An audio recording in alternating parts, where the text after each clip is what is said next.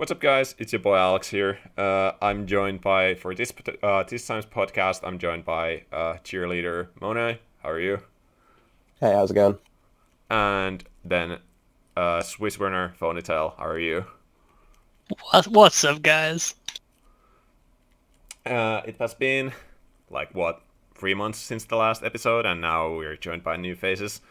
And a lot has happened during this time. We have had two team tours with Black and White Draft included.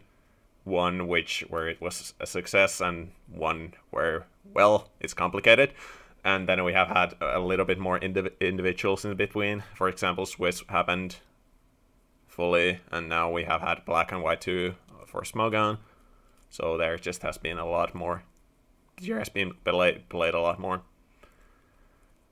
To get us started, probably my first question would be that what are your general thoughts about the metagame state right now? Do you like what do you see as prominent right now? Do you see anything that has been popping off or that kind of stuff?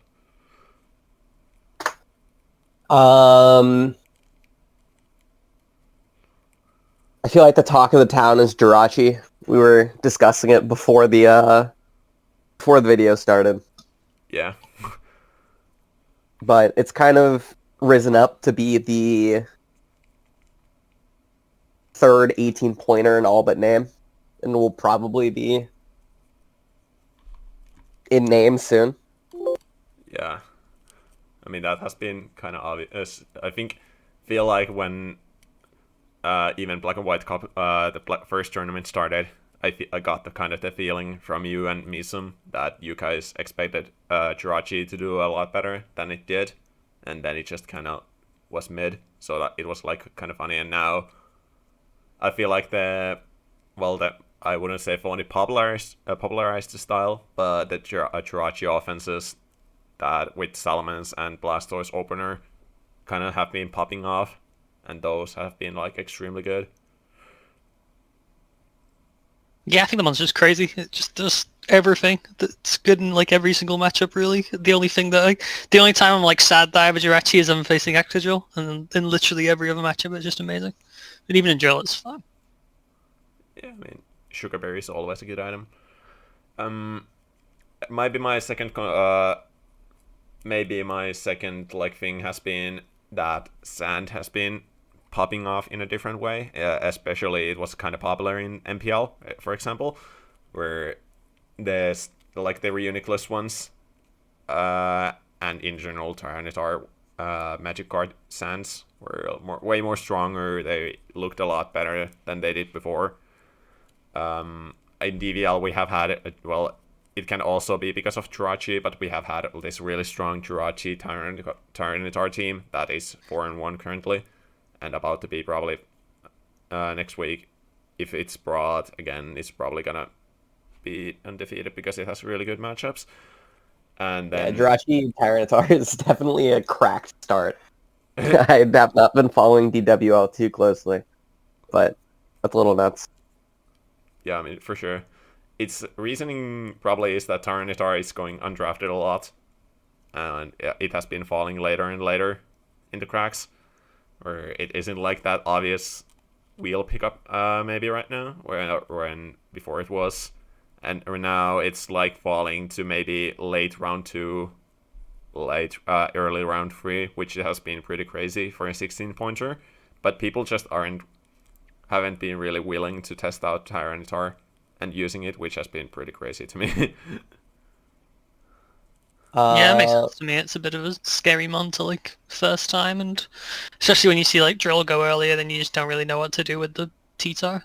Like Lando I is a mon that like draft players historically just hate and rarely pick up, so makes sense to me. Definitely something you have to commit to, and I guess people want more flexible builds.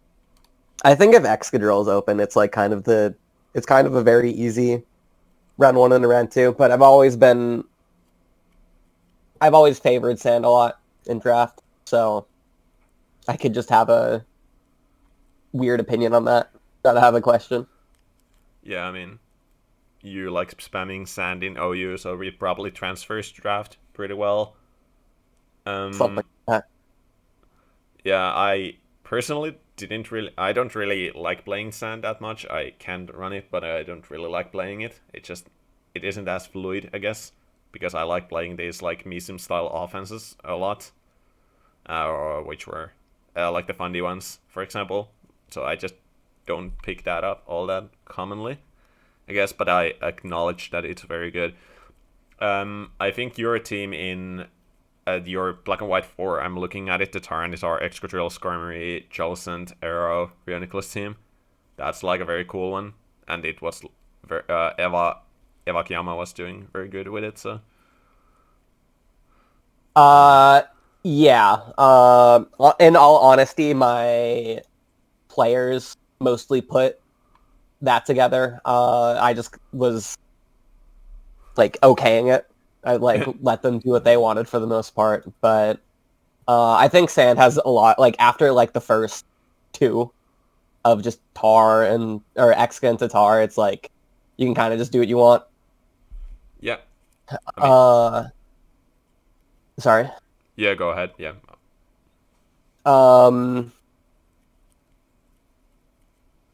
I think that says more about Hippowdon's quality, personally. That, like, there's no other first permutations, but Exca and Tatar is very good. Yeah. I mean, yeah, Hippo is just... It's just sad how Hippo works, because it doesn't have all the... It's, like, very matchup heavy in my opinion, when I have been testing Hippo Reuniclus Sands. It's very matchup heavy. It requires a ton of points, and it requires, like, 7 real mons, and even then it's just kind of mid. So it's just I don't Hippo Sands are just very sad in my head, so it makes sense.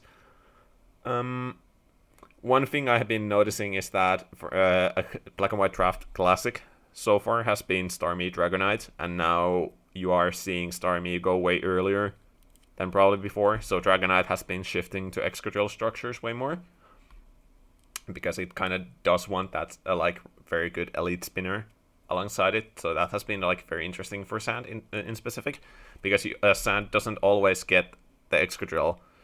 And on the other hand, like for example in DVL,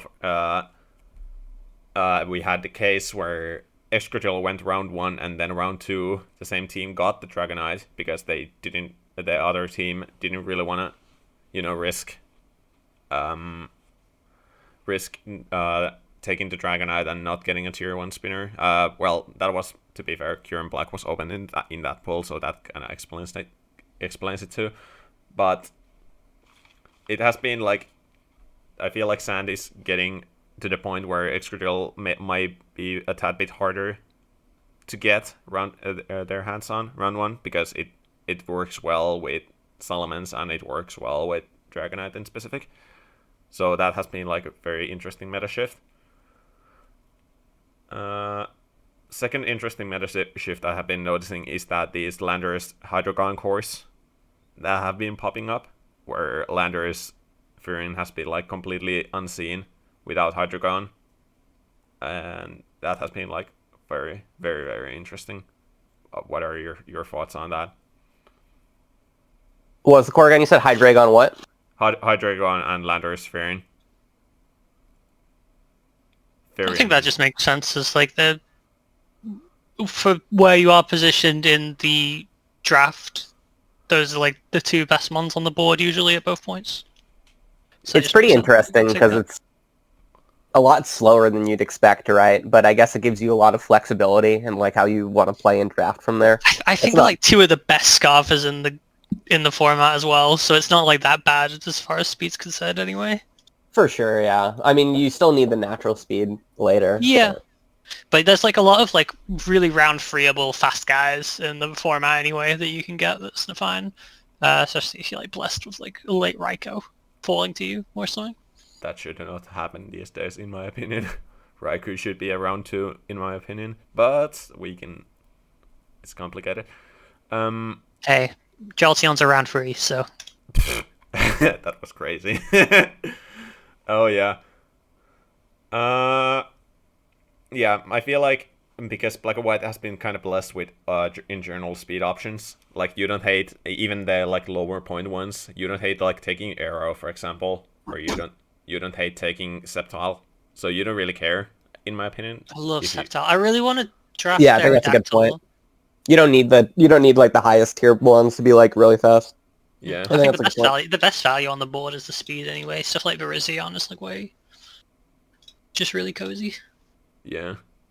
I mean Virizion, It is actually Sceptile, Excelgor to some extent. Then Scolipede. Well, Scolipede I have mixed opinions, but Arrow is pretty good. Then Crobat is. I know people like Crobat. I hate it myself, but I know people really like Crobat, so that's like an option for I many. think it's a really high skill ceiling on the Mon. You can just do like so much with it. I like Crobat. Crobat. I haven't drafted it yet in Gen 5. But I'm assuming it's like similar to how it is in every other generation, so. I Yeah, mean, pretty. in Gen 6 you get Defog. I think that's like the big difference, right? Maybe, but I think that's a really bad defogger, so I guess Yeah, to me that doesn't really influence my perspective on the Mon, if that makes sense. yeah. I think I think that's fair, but that's why it would be like it has more roles to compress. Yeah. yeah. I mean, it's Crobat is interesting in that it's a very good fighting resist in the tier. Like only major fighter that it doesn't resist strongly is Terrakion, but Terrakion is Terrakion. So,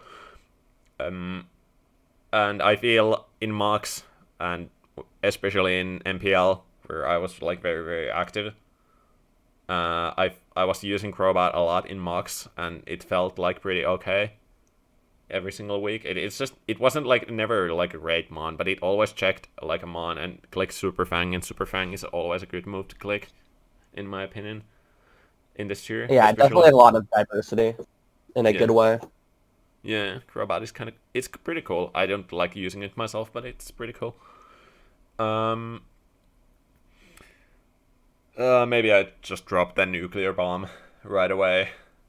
So, they probably the interesting part most people want to hear is the Garchomp question, and how you guys do you have any plan? What are your thoughts on the Garchomp question in general? I know Mona, you haven't been following DVL, which is pretty beneficial, I would say, to your mental health, but because draft players are assholes. But in general, especially in DVL, Garchomp has been kind of overwhelming at high level, where many people feel like it's completely unwallable, it's completely unanswerable, and they don't really rate the fact that you mostly have to deal with it offensively above all else.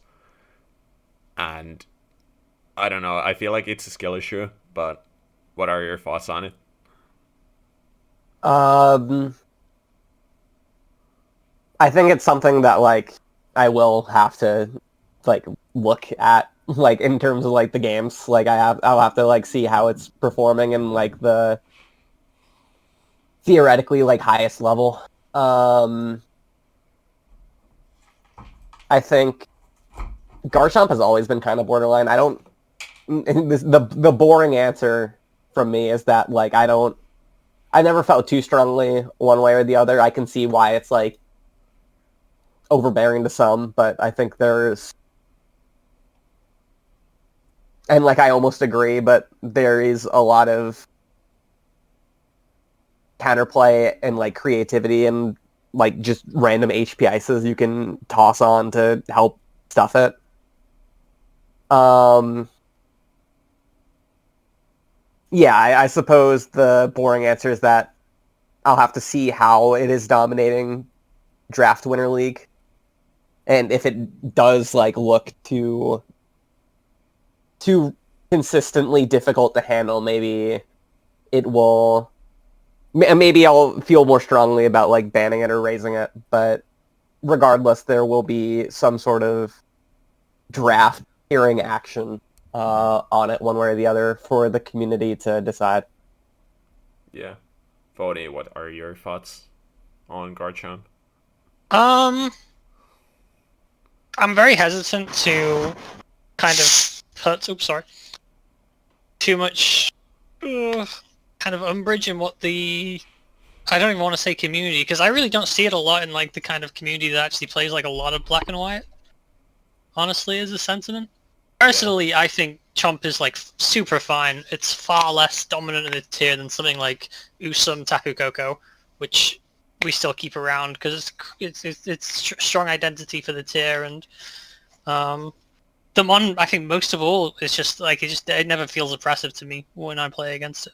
It's something that I enjoy playing against, and I find it much more comfortable to play against than something like Tarachi, and to an extent even something like Tarakion is like, it just looks less, it's just less scary to see on the other side of the builder, I feel like.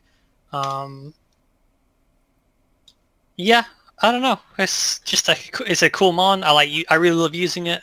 I really love playing against it. I'm not opposed to the idea of kind of like cutting off the top half of Pokemon on the draft dock and seeing how the format goes then. But I don't think the format's health would be improved at all with the removal of Garchomp. Yeah. Because you just literally, it's like nothing changes about actual draft order. It's just you just shuffle everything down 1 point, I think. Yeah. And then like Bronzong is slightly less prioritized, but it's still a good mon, so who cares? Yeah. I mean, yeah, that's kind of my take on too. I feel like banning Garchomp in the current situation is just completely, it's not realistic at all, because the tier already has problems with wheel. It has been historically, 8 pick has been the sand slot, but with sand shifting more out of the meta, I guess that is a skill issue. I think that sand is shifting out of the meta, but sand is shifting a tad bit more out of the meta. So the 8th pick really feels desperate already. So banning Garchomp means that, as Phony you said, everything just goes 1 click earlier, and then 8th pick is just like what it makes Hydreigon around 1 potentially. Does it make Salamence around 1? It just makes everything so weird in that 8th pick situation, where I would want to avoid it. And I, for the record, don't think Garchomp is broken at all. I just don't think it is. It's manageable because it doesn't have. It's very easy to play around, or not easy to play around, but it's like manageable to play around when you have these fast offensive teams that I really like doing. So it just, in my experience, it isn't. It has never been problematic because I guess I draft teams that do well into it. So that's I have the boring answer of Monai in many ways, that I would need to have to watch more replays. But in the games that I see, it never feels dominant, and in the games I play, it never feels like a problem. This is kind of tangential and like looping back to what was said earlier, but were Garchomp and like the higher tier dragons to be removed theoretically, steel, like the mid-range, like the mid-tier steals like Bronzong and I guess like Fortress and stuff like that, they don't really get worse. Like steel is still steel. Yeah, absolutely. Like the meta doesn't become less centralized around having a steel. Yeah. Now the type's broken regardless of prominent Yeah, dragon it types, just I won't think. matter. Yeah. Yeah. I still think Fortress is ass though. I guess that's valid. Yeah. For Ace, kind of. It's not an uncommon opinion. Yeah. I mean, yeah. There is a very good reason why I don't recommend it ever in my guides. So the mon's pretty bad in my opinion. Green team's broken. Fuck.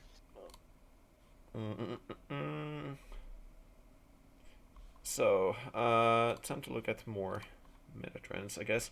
An interesting thing that has been popping up is like that Fundy has been doing. It has been like very 50-50 so far in MPL2, where it really like it is very strong in certain matchups, but it's kind of unplayable in certain matchups. For example, like Sand does very good into Fundy, so it's very hard for that to play that matchup. And record-wise, it is like by far the worst performing round one right now, which is kind of interesting in my opinion. Maybe it's still struggling with a little bit with the identity crisis, that because it's moving away from purely being a Rain Mon. Well, how many of those chefs are underperforming are Rain? In Black and White 2, there have been only 3 Fundies, and one of them is a Fundy Garchomp. So, I know Monai fought that one, by the way. So, but yeah. I hate smog drafts, dude. I hate them so much. Then obviously there's one in top.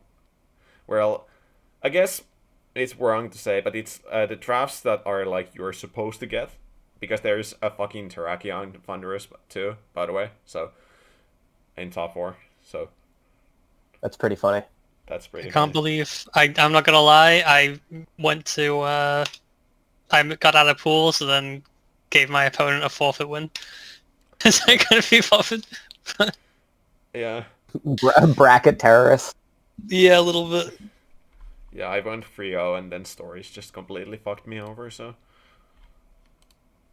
I won't go into my experiences. Regarding the consistency of Thunderous, I'm not sure if I agree, honestly. I don't think it's too flippy. I think it has, like, pretty disgusting highs where Yeah. if it has, like, multiple setup opportunities, then it can kind of, like, take its pick of where it, like, can threaten dual dances and win the game, and that becomes a pain to build around. Having used Thunderous in the last... What was it? I don't even remember the tour. I'm pretty sure it was during the winter or something. It was Swiss. Yeah. Having used Thunderous during Swiss, I never felt like there was never a matchup where it was not a strong contributor, and you could argue that that's luck of the draw, but I think it's just consistently power. It's hard to go wrong with something so fast and so strong, and it does have like the move pool and stuff to do different things with it.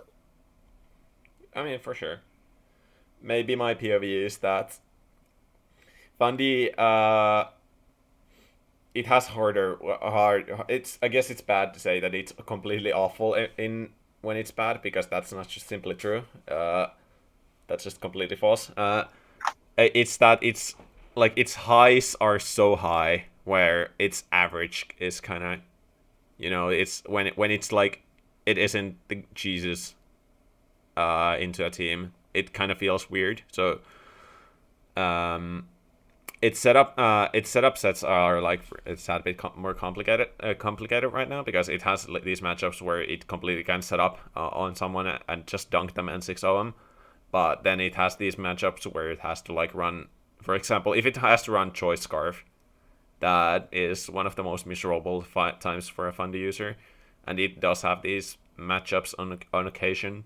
So Fundy, I think personally, I use Fundy a lot. I think it's like one of the more polarizing pick one round ones, where on occasion I feel like it's better than Garchomp, and on occasion I feel like it's worse than D-Knight. So it's that like that weird middle of the road, in my opinion. Bro does not have a good opinion of D-Knight from the sounds of it, but... Oh, I really like using D-Knight, lol. But D-Knight is Oh, just you do? later round one.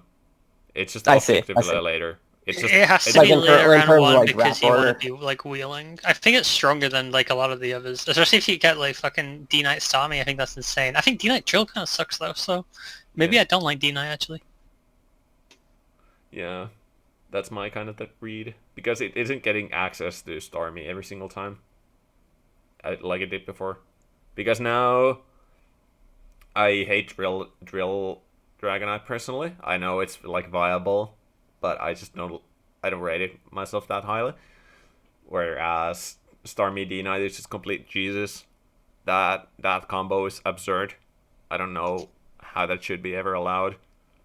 But then, because as I said previously, the metagame has shifted into Starmie going earlier, and then the D9 not getting access to Starmie. I find it very interesting on what direction Dragonite takes in the future when it doesn't get access to Starmie that often, and then I guess there is Excadrill, but it doesn't like start taking Blastoise or Tentacruel more often, or what is gonna be the spinner on Dragonite teams in the future. Yeah, it definitely feels bad when you don't get Army. Armaldo.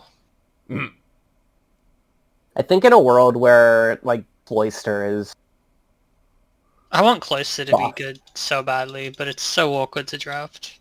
I think there's a world Cloyster can function as a spinner for D-Night teams a la OU, but we'll see. I don't know. That's kind of speculative. I'm not really into that stuff, so I have never thought to try it. Yeah, I mean, one of your players tried that in MPL. Yeah, it didn't work great. But Yeah. I think we had like an Espeon and stuff, like Ploy Espeon. Yeah, it was pretty. When we fought that team, we just completely won on preview because the matchup was just completely unwinnable. I feel like when I Yeah, was the watching. team wasn't consistently good, but Yeah, that's okay. that's kind of the We nature we of high we knew finals. that we had a slot open to try something different with our 4 other good teams, but I wouldn't call that one good. Yeah, it's just very funny to me how our MPL, where we made finals, but it just I fucked up one draft really badly, and then 2 were okay, and then 2 were like completely amazing. So it was just really Mhm. funny in MPL with my experience. We did end up making finals, but the the other teams were when we couldn't use the Jirachi or our Garchomp team, then it felt really bad when we had to use, for example, well, the Dragonite team wasn't bad, but then the Fundy one was like very matchup heavy, especially after meds, and our Sand team was just completely abysmal. I feel very bad for Sosa for having had to use that one because it was just complete dog shit. Speaking of Devel,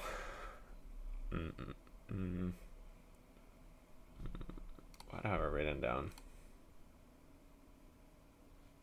Oh yeah, those have written down. Yeah, I guess the interesting topic now is that now that DBV draft is being included in DBPL, how do you guys view Black and White in being in Black and White PL in the future? I don't know what that is, but Black and White PL it's just like the forum has. Well, I put together the format for it, so I have a bit more insight. I think it's been getting increasingly more popular. There hasn't really been a big push for it, I mean, yeah, for sure. but I'm definitely open to it. And there's Black and White CL is in the works, Okay, yeah, and if flex it's slots. not in PL, then I can definitely see it being in CL. But we'll have to just wait on the format discussion for PL. Oh yeah, Booyah! I didn't even know CL was coming, so I guess that's like a reveal.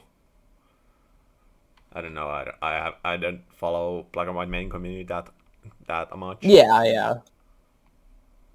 It's been very interesting. Maybe last in Mon an interesting or topic I'm rather interested in talking about is like the top player base. I feel like right now there are like 3 to 4 really Black and White players, so that adds to the fact that the BVPL and draft in many ways, where it felt like in later stages of DVL it was that it was just a current gen player playing Black and White instead of the designated drafted Black and White player, where wait, so there's Alice got me. Yeah, it's you. Then, well, I wanted to support anyways from the beginning, so I only got 2 games, but that was like very much intentional. So it's really like 48, you, Eva. Oh wait, it really is me? Oh, I was kidding. Aww. But yeah, it's like you 3, and then it mostly was like flex players playing. So I feel like it's in Black and White is interesting because it was just like kind of born like 6 months ago or 9 months ago, where we don't really have that large of a top player base yet. So I'm curious to see in many ways because DVL obviously was the main first touch up for many players to play Black and White, and we had how many players did we have playing? Oh, we had 26 people playing Black and White in DVL, and more well, Aeon and Eva Kiaman were the people farming, but then Rage was playing Black and White, Sammy was playing Black and White. So I feel, what are your reads on the player bases? Do you have any interesting thoughts about it? That topic. I'm definitely less plugged into the like draft community than Phony is. I know he plays more Generations. I'm in like one like side draft server, and sometimes I do smoke on draft, and like that's it. I do know these players though. I do know these players. Yeah. What was the exact question? Sorry, my brain is tiny. It was just, what are your thoughts on that future? Maybe the top player base of Black and White right now. Do you have any interesting to say? I think for the top kind of play base of anything is always going to be like the same people, really. I think the people at the top of other than obviously people like Monai who come in from like standard and then perform in draft because they're goats. I think most of the time the way to it doesn't really matter, regardless. Like I don't know how to phrase this. I think a good player is a good player regardless of the tier, really. And you can take any like really strong player in Gen 5 and they'll be pretty good in other gens and vice versa. I don't know anyone who is like great at a tier and then just bad at other tiers. Like I've never experienced that before in Draft League, really. I think like there's just too many fundamental things that cross generations. Yeah. So yeah, I think the best players are just typically going to be the best players in everywhere. I think especially if they have build support. Yeah, absolutely. If a player has build support, then any good player can usually cross over unless the gen is like really particular. Is there even well, ADV, I guess. ADV is kind of like that because it plays completely differently from any other meta, but I don't know. Even ADV, I would say I'd be more confident in someone like, I don't know, it's a really good top player like Odin or something, Klopp, than someone who is like only good at who like only played Gen 3. I'd bet like on a strong current player, as long as they had like a week to like actually like look up the meta and learn everything. I think they would be outperforming like a generational one trick, if that makes sense. Yeah. Yeah, Mons is Mons. That is kind of the take I got from my DVL team with having, like, I had Agent Flame as a teammate, so, and Panda, so they were saying that Mons is Mons and just block in, you know? Yeah, like Agent is just going to be good at every format. Like she's awesome. Panda, similar story. Like, for example, what we saw in DVL was clean pickup DPP, and he was like by far the best player in DPP, so it was kind of interesting. Yeah, that was a River, but then during the main season, clean was best. Or Donnie fucking P. Donnie P. Fucking classic. Donnie P, my goat. Donnie P? Fucking classic. Oh no. So many jokes for Donnie P.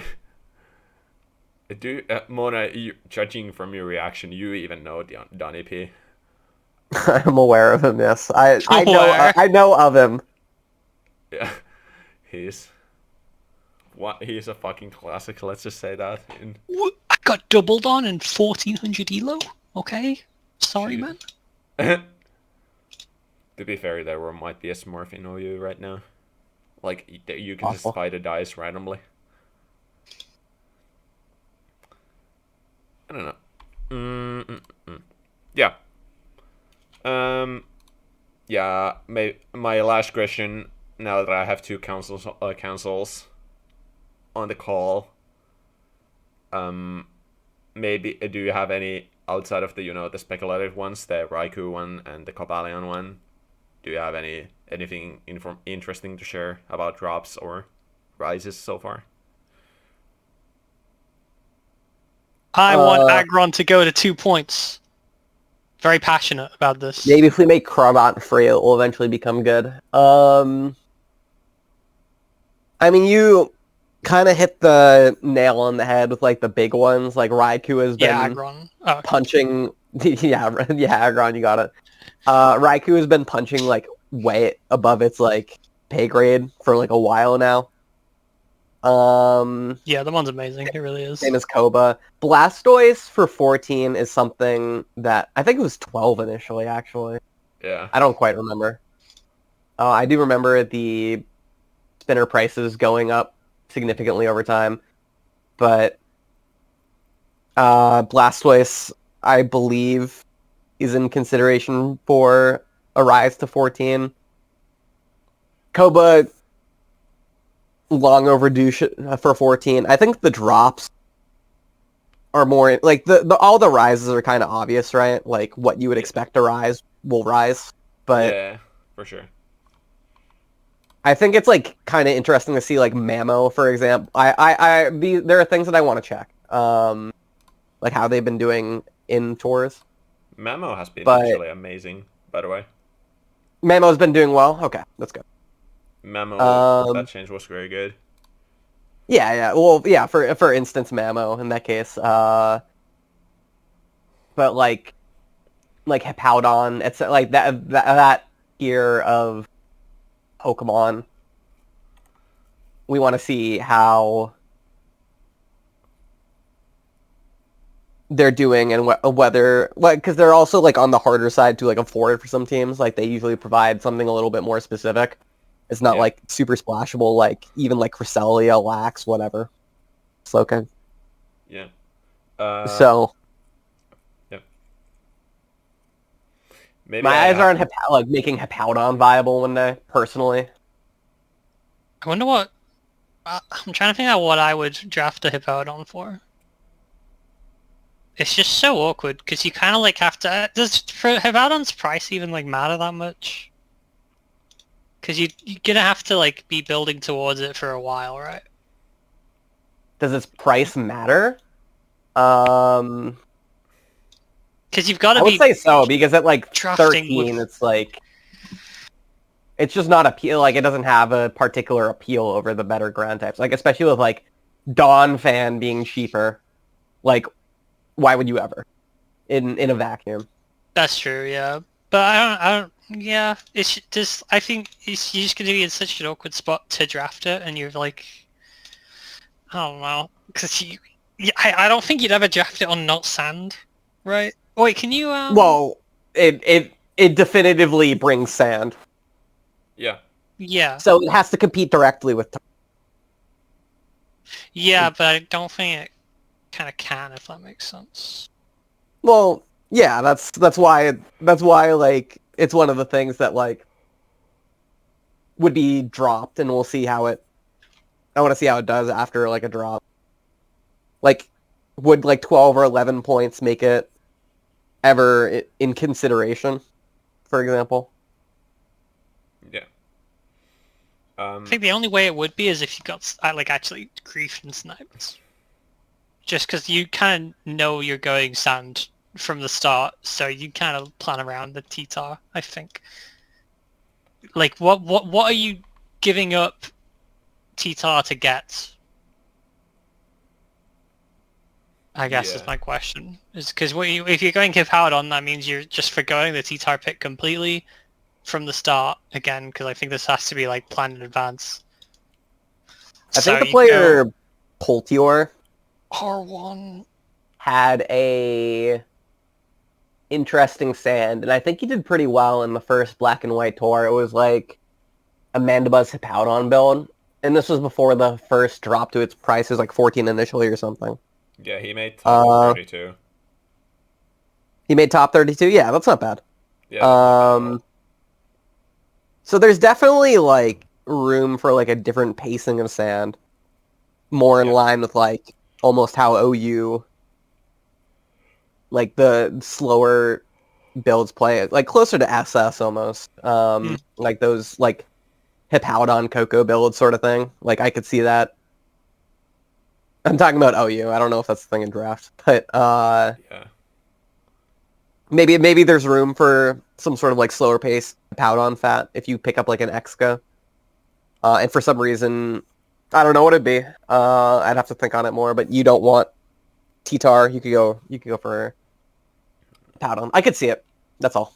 Yeah. I could. Yeah, maybe. Even like, what do you think of like? I don't know. You're just stacking so many weaknesses to play defensively. At that point, it just feels like really scary. Well, keep in mind this is like something done in actual Pokemon, but Yeah, the but draft actual is not Pokemon, actual. you can like, you can I guess match up fish like way more aggressively than you can in draft, because in draft if you're weak to something, like it's always coming. Right. I don't know. Yeah. I don't know if that's necessarily like Hippowdon's not a bad Pokemon. Like in a like it's fat as shit, and sand does so much for it, even more than like tar sometimes. And the point of draft tiering is that these things can have like usage, even if it's like minor. Yeah. I mean, I'm looking at the data for Black and White 2, and 6 of them got picked up out of 16 pulled. Hippowdon, So, yeah. But none of them really had success. gotcha. So, Yeah. yeah, that's In just. all honesty, I haven't like gone through. I was waiting until Black and White 2 ended. With Zinc Tour coming up, I guess I'll speed through it and try to take a look as soon as I can. Yeah. And see how they did. Yeah. But Mm, yeah, you get the gist. yeah. One interesting thing that I noticed was Suicune. It was obviously what was like picked up never in Black and White 1, and now it's one of the most popular waters.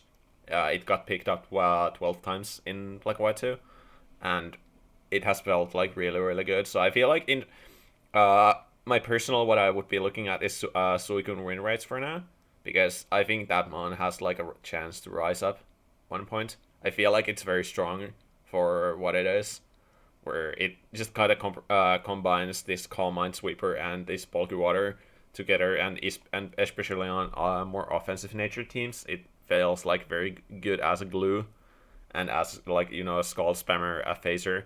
It kind of does everything uh, outside of like heal, and even then you have rest, and which isn't like abysmal with chest though.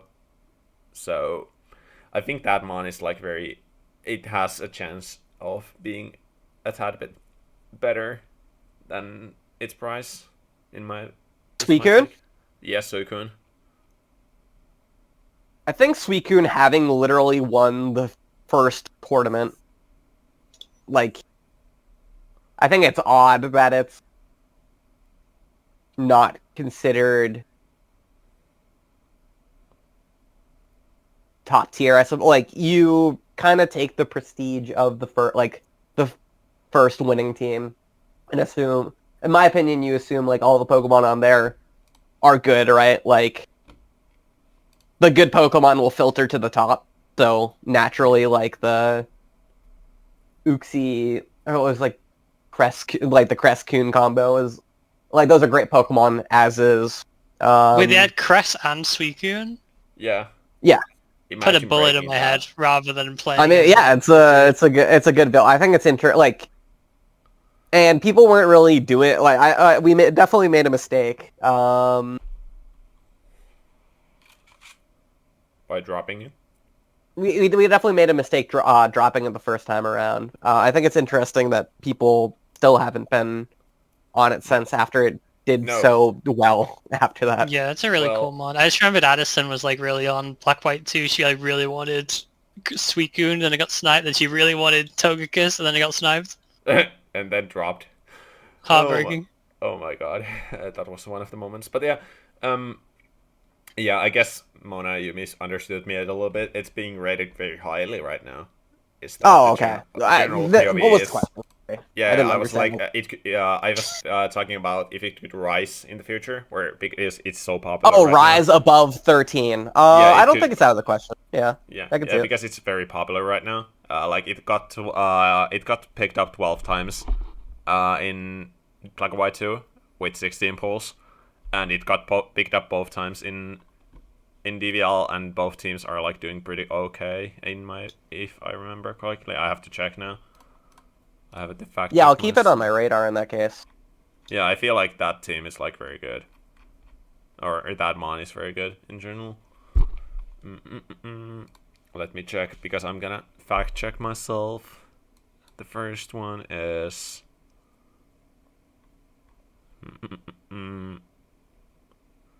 Okay, the first one went 1-3, but it was piloted by a bad team. Okay, it was piloted by the Finisons. Good start. It was piloted by the Finisons. And then the other one, okay, that's I really need to fact check myself next time before I speak, but it went 1-2. Okay, that's kind of abysmal. Never mind, I'm a chud. You're fired as my lawyer, by the way. Still something to look at. I was surprised to hear that it was like It's not popular. that it couldn't do well, but like I would have been surprised if it was like seeing like draft Very good. every pool doing well in every pool sort of thing, like Sure. kind of like Jirachi is doing right now, I guess. Yeah, I mean, to be fair, the first team was drafted by the Finisons, Phony, and you know the Finisons, so. I don't know the Finisons. I blocked out all of DWL actually. Oh, okay. I'm fully pure. I don't remember which team the Finisons is. Yeah, it's the Were extra they the build Dragonite. Jolteon? That was the round 3 Jolteon, Ah, so no wonder. Fucking yeah. I feel like that the Plunderers team was just. I guess 48 kind of got formed in the tournament. He had a pretty abysmal tour, but what can you do? Shit happens. He got hacked, I think, like once or twice. So, not much you can do. But I think that team is like way better. It has Landers, Hydreigon, Suicune. Even that has fucking Jolteon, which is pretty funny. But it's round 5. So, yeah, definitely. Before I speak myself into a deeper corner, definitely I would say something to look at in like the long term. If it starts like doing way better in team tournaments, especially, I don't particularly care for the individuals. I think the team tournaments are like very more valuable. So, I think the things I value the most are individuals that aren't smug on pools, which is kind of niche, but those are what I fuck with. Like the Black and White 1, Black and White 2, or yeah. No, I don't like smog tours. Oh, and the one in Swiss, you won. the one I won. I rate that one highly. Yeah. That's the one that I rate highly to me personally. Fucking No, that one classic. was kind of mean, but this is a better format for what it's worth. I don't know. It's just so awkward. Pools are weird. Because you just get the most meme, unserious drafts where you get like, what was it before? Like Jirachi, Landorus or something stupid. Yeah, there was a team in. They just terrorize. Like the reason I stopped playing I love Gen 9, but the reason I stopped playing the Smog on Gen 9 drafts was I was like so sick of having to play against like Iron Valiant, Terra Tornadus. Like, just kill me, dude.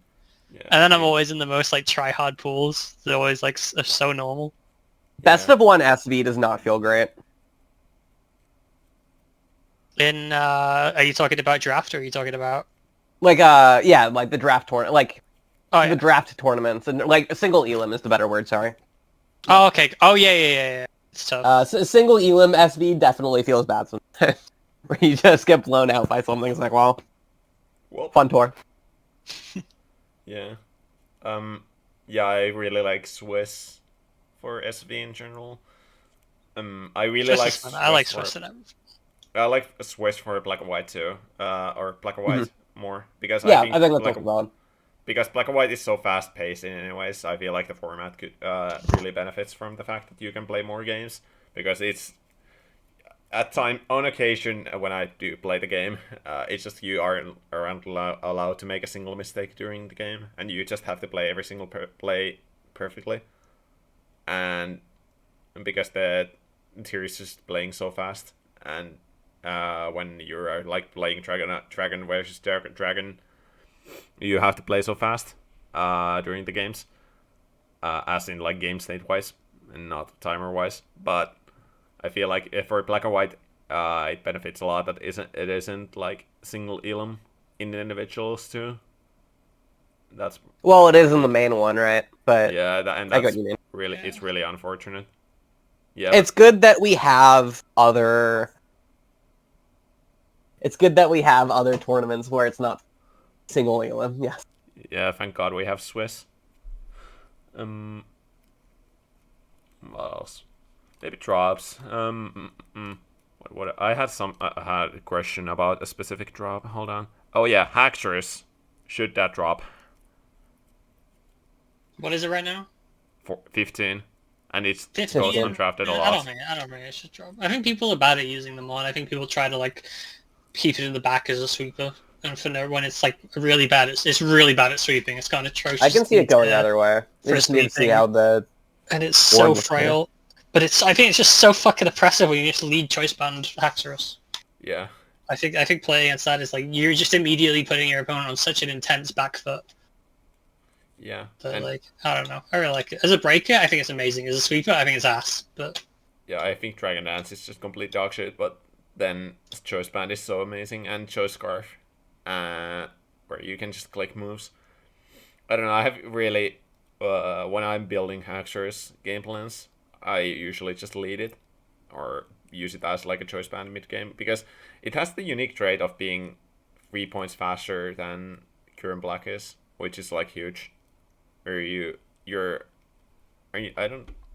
slower than Haxorus, which is pretty annoying. Not Haxorus, Hydreigon, but then you are still faster than the Curums. So it feels like kind of a C team in many ways too, like, or it feels like a cheaper Curum Black, and Curum Black itself is a very good mon, and then you're 2 points faster randomly. So it's a very cool mon in my opinion. I always think of it as like a more like a more one-note Salomon, I suppose. That's like the allegory I would make. You can compare it to Kieran Black as well. I don't think that's like wrong, but Really, yeah. as fragile as it is, it's not. It can be a ridiculous Pokemon sometimes. I don't like to just like hand wave, say skill issue on things, but I do kind of feel that it might be the case with like Haxorus. Mm. Like some Pokemon do definitely suffer from not being piloted correctly, I suppose. yeah, I think maybe just the way people intuit the builds are just a bit out of line with what is actually optimal for some of these Pokemon, and that's why. Because it's not like a difficult Pokemon to like use. Even like DD is pretty like self-evident to actually like pilot. It's just about kind of being careful with it, I suppose. Like yeah, getting it in good spots. that's crazy. Yeah. Unnerve is like super slap down as well. Does it have Unnerve? It has Mold Breaker. It's Mold Breaker, and I don't know what else it gets. It does have Unnerve. Let's go. Yeah, I know it's Mold Breaker. I meant I was asking if it had its hidden ability, but yeah, it does. Yeah. Yeah, no, actually Unnerve's not. That's a good point. Like, just block out like Chopples. Yep. Yeah. Jukas and shit like that. That's a good point. And even Habans, which like Yeah, Kieran's love to run Haban and just eat Draco Meteors to the head. To be fair, I don't think they're expecting all of the Haxorus outrage, but yeah. Yeah. To be fair, I think Kieran could totally live a Haxorus outrage of Haban super easily. I guess. Yeah. Like, maybe. To be fair with Haxorus, when you see it and then it actually comes in, you can tell its ability after, so you know it's unnerved, so you're like gonna be a bit more wary to play around it, because no way you're fucking running Rivalry of all things. Like, no way, no shot you are. Look at how easy this chomps, dude, and this is 0, literal no bulk. Oh, that is a lot. I was thinking after a DD, but Yeah. like you use DD to DD to try and sweep, and then a nerve blocks like some steel type or whatever, trying to Shuka through you. Yeah. Something like that. Kieran Black, I think, is a very interesting mon in the meta. I have been wanting to ban it for a long time, but I don't really care at this point, because I don't think it's broken. I think it's just unhealthy in the tier. It's probably unhealthy. I just think it's really fun. I just think, I don't know, there's something very primally enjoyable about throwing out a fucking stupid box legendary with 170 attack and clicking outrage. Yeah. It's just enjoyable. I just like it. Yeah. But I do think every time I'm playing against Kieran Black, like at several points in the match, I'm like, if this is Scarf Kieran Black, I lose the game. Just immediately I've lost the game. But then it's never Scarf Kieran Black, so I don't know. People just don't bring it. Yeah. That's kind of the feel. Well, I have the skill issue where I naturally build teams that do badly into Kieran Black, so I won't go into my own games or my own experiences because I have skill issue against Kieran Black. But I feel like it's a very unhealthy mon to have in the tier, but at the same time, it's a very healthy mon, because when I brought this up like 3 months ago with Monai, you were mentioning like it keeps a lot of structures more honest by existing. But at the same time, if I feel like it as a mon is a tad bit dishonest, where What do you mean by that?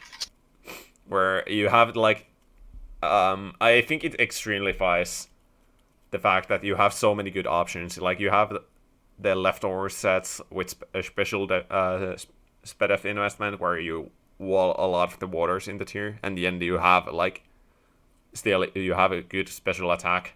So you can still make use of that 120 special attack. And then you have the choice band set, which is obviously monstrous. You have the sub set.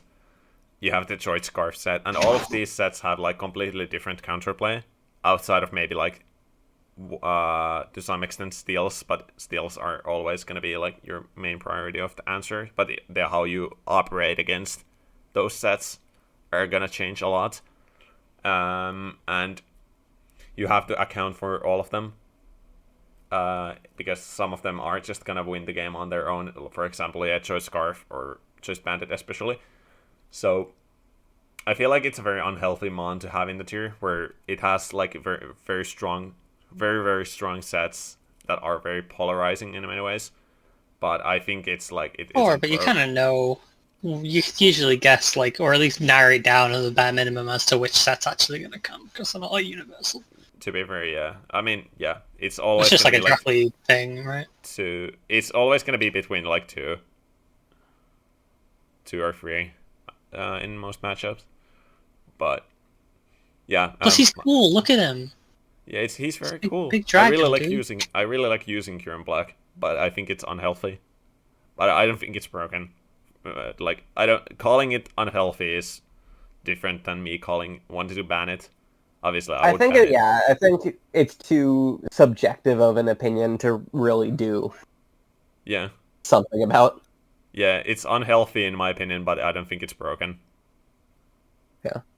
The most objective benchmark you can really care around is this too much for a meta? Yeah. To like handle reliably, and as annoying as Kieran Black could be, I don't think it crosses like that threshold. Yeah, for sure. That I'm gonna agree with you. Yeah, I don't think like tier can deal with it. I don't think it's like that broken, but